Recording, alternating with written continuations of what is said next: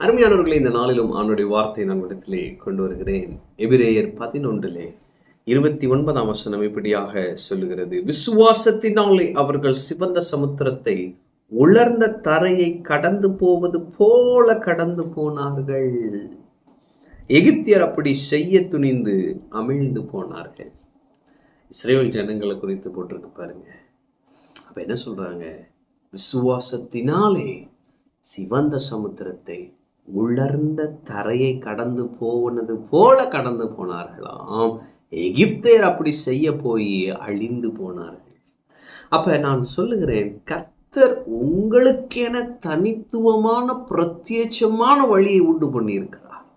ஒருவேளை நீங்க நினைக்கலாம், எனக்கு வழியே இல்லை பிரதர். கர்த்தர் சொல்றாரு, நான் வழி இல்லாத இடத்தில் வழி உண்டு பண்ணுகிறவர்.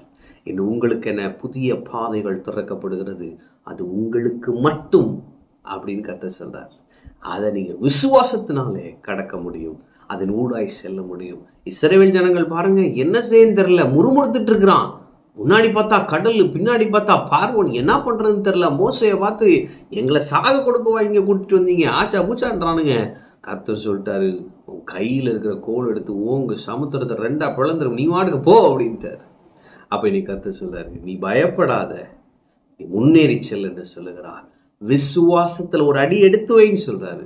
பாருங்க, யோசுவாவின் நாட்கள் ஆசாரியரின் கால்கள், அந்த உள்ளங்கால்கள் பட்ட மாத்திரத்திலே கரை புரண்டு ஓடின யோர்தான் நதி அப்படியே நின்றது. அப்ப இன்னைக்கு நான் சொல்றேன், விசுவாசத்துல ஒரு அடி எடுத்து வைங்க. கர்த்தர் உங்களுக்கென புதிய பாதைகளை திறக்கிறார். அது உங்களுக்கு மட்டுமே, உங்களுக்குன்னு வச்ச ஒரு பாதை. ஒருவேளை ப்ரமோஷனுக்கு நீங்க எதிர்பார்க்கலாம், எல்லாம் பிரதர் இந்த டைம்ல போய் ப்ரமோஷன் எப்படி கிடைக்கும்? கர்த்தர் சொல்லார், உனக்கு மட்டும் நான் அதை செய்வேன். ஆமென். சம்பள உயர்வு கம்பெனில என்ன பிரதர்? உங்களுக்கு மட்டும் கர்த்தர் செய்ய போகிறார், உங்களை விசேஷப்படுத்த போகிறார். ஏன்னா நீங்க விசுவாசத்துல ஒரு அடி எடுத்து வைக்க போறீங்க. ஆமென். அப்ப ஃபெய்த்ல ஒரு டிசிஷன் எடுங்க, விசுவாசத்துல ஒரு ஸ்டெப் எடுங்க. நான் கர்த்தருக்கு இதை செய்ய போறேன், ஒரு ஸ்டெப் எடுத்து ஒரு பொருத்தனை கூட பண்ணுங்க.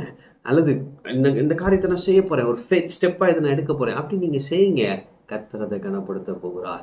விசுவாசத்தினாலே நீங்கள் புதிய பாதைகளுக்குள்ளாய் நடந்து கடந்து செல்வீர்கள். இந்த பாதையிலிருந்து அடுத்த பாதைக்கு, அடுத்த லெவலுக்கு, அடுத்த நிலைக்கு செல்ல போகிறீர்கள். வாக்குத்தத்தம் பண்ணப்பட்டவைகளை சுதந்திரிக்க போகிறீர்கள். எனவே நான் சொல்லுகிறேன், உங்களுக்கென புதிய பாதை, அதன் ஊடாய் கர்த்தர் உங்களை வழி நடத்துவார். தைரியமாய் விசுவாசத்தில் ஒரு அடி எடுத்து வையுங்கள், ஆச்சரியங்களை பார்ப்பீர்கள். ஆமென். கர்த்தர் உங்களோடு இருக்கிறார். கர்த்தர் உங்களை ஆசீர்வதிப்பார்.